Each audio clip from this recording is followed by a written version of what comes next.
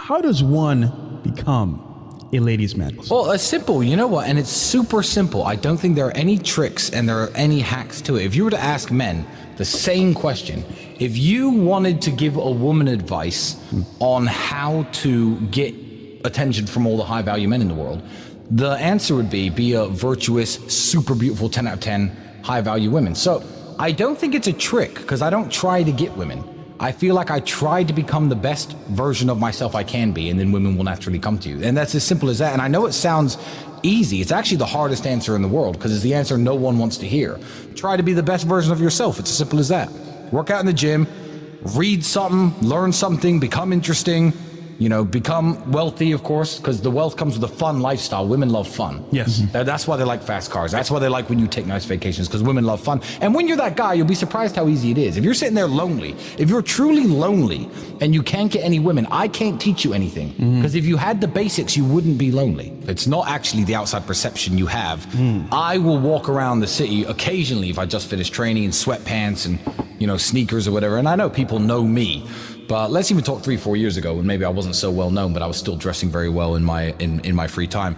It's how you feel in and of yourself. You know, if I saw a beautiful woman sitting there at the mall sipping a coffee and I was dressed in, you know, my beard was all messy, I had a hood up and I was in like sweatpants, the confidence, you haven't maximized your own confidence, if you know what I'm saying. When you're dressed really, really well, you just had a fresh haircut, you know, you feel like a different person. So it's how it makes you feel first and foremost, like you could do anything. You put on a good suit. It's the same reason. I mean, this is universal across human nature. This isn't something specific to men. It's specific to women as well. It's every single person in the world. Women will do their makeup and do their hair and put on a nice dress, and then their personality, you'll know when you hang out with them, seems different. They're more full of their confidence. They're more their natural self. But definitely it's perception as well. People take you more seriously. People are more likely to stop and listen to what you have to say. You know, if you're dressed like a homeless person and you try and disturb someone when they're walking past you, they think you want $1. People are much more likely to listen to what you have to say, and also makes you more memorable. Also makes you more memorable. A lot of guys don't dress up. Keep in mind, because you go for a job interview, you have to understand, even if you just bought a basic kind of shirt from a store and some pants and some shoes and you think you're dressed nice, that's like the standard issue job interview uniform. You know, the guy who's doing the job interview, I know it's special to you, I know you've prepared, I know you think, oh fuck, I really need to get this job. He's seen 40 people today, 50 people today. Who was the guy in the really nice suit? That stands out, you know? So also it burns you into people's minds and memories much more. Yeah. When people say the word Tristan Tate, oh yeah, he always wears nice suits. And let me tell you something, when you are dressed very well, you aren't in a place, you become the place. You become part of the ambiance of the place. Let's say you take the fanciest restaurant you could think of. Imagine a very fancy restaurant, right? And you walk in there and everyone's in beach shorts and Crocs and baseball t-shirts. It ruins the ambiance of the restaurant. So you're also doing your part to add to the aesthetics of a nice location. So if you go somewhere like Monaco to the casino, you can't get in wearing a baseball shirt and Crocs. They won't let you in. Doesn't matter how much money you have. But you go there dressed like me, or I'd probably dress better than this if I went to the casino. I'd be bow tied up and everything. I'm adding to the aesthetic of the place by just being a man in a $30,000 tuxedo standing by the bar sipping drinks. I'm adding to the place. Whereas if you go somewhere looking for a bum, like looking like a bum, you're subtracting from the aesthetics of a beautiful place. And you can get a good suit for $300, $400, $500 if you go to Hugo Boss or something. But you can get much cheaper than that. And if it fits you well and you're in decent shape. Yeah. And if you're in decent shape, that's the key. If you gotta be in shape. If you work, it's like t-shirts. It's like t-shirts. You wear a plain black t-shirt and you're in good shape versus wearing a Versace t-shirt that costs $900 but you're fat as fuck. But you know what's the most important? Don't be a geek. Because it's the man inside the suit. Yes, it's the man inside the suit. You give me a t-shirt and shorts and you put some of these dorks who hate on me in a $25,000 suit and watch who gets the women, watch who gets the business contract, watch who will pass any job interview, me in my shorts. So rule number 1, don't be a geek. Women are always interested in learning new stuff. Yes. Women are always interested in hearing new things that they find interesting. And it always depends on the vehicle of delivery. Yes. You know, it's the vehicle of delivery. If you're a little nerd who's like, oh, well, women should like me. I know lots of stuff. I read lots of books. Yeah, but you're a little dork with a pencil neck. Women aren't interested in even sitting down next to you, let alone listening to anything that comes out of your mouth. If they think, I might want to sleep with this guy, because you have to understand, before dates, especially when it's your 3rd, 4th, 5th date, the decision to sleep with you, go to bed with you, give you what you're after is already made usually by women before you go. Yep. Yeah. So you just have to go out and freestyle it. If you're sitting there saying interesting stuff that she doesn't know, will she remember it? No. Will she talk about it with her friends? No. But they find things they don't know incredibly interesting. So yeah, become an interesting guy. When you're not looking for something serious, which none of you young people really should be, have fun. I got one more question. And when you're trying to have fun, don't ask what you don't want to know. Like, girls lie and girls aren't honest. So if you're 21, the girl you're dating or the girls you're trying to hook up with or whatever aren't probably going to be the girls that you marry. Yeah. You know, if you meet a girl and you think, oh, this is suspicious, why is her handbag so expensive, blah, blah, maybe just hang out, eat dinner with her, have fun with her, and when it ends, it ends. Maybe don't try to be, hey, what are you actually really doing? You're 21, shut up. One, she doesn't have to explain herself to you, but two, you're not in the position where you can offer something so serious.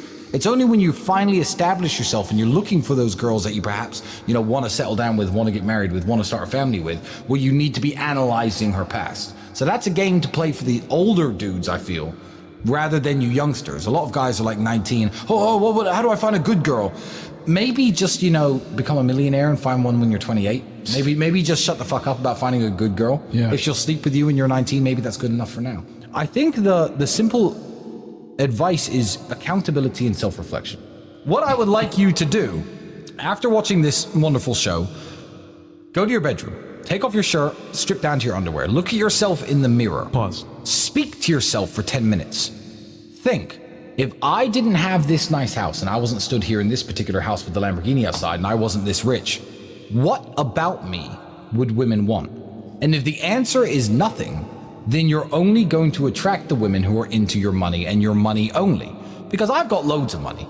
And I understand that women enjoy my company. They like being around me. They like listening to me. So if you have nothing but money, then that's what you're going to get, the girls who are after your money. You have to up your game in every single way and stop throwing the money around, and then you'll meet the girls who like you because you're strong and fit, who like you because you're smart, who like you because you're charming, who like you because you dress well, who like you because, I don't know, maybe you have class, you have etiquette, you have poise, you take them to things that they don't know, you take them to the opera instead of this club. You'll find those special girls when you are a man that those kind of girls will want. But let me tell you something.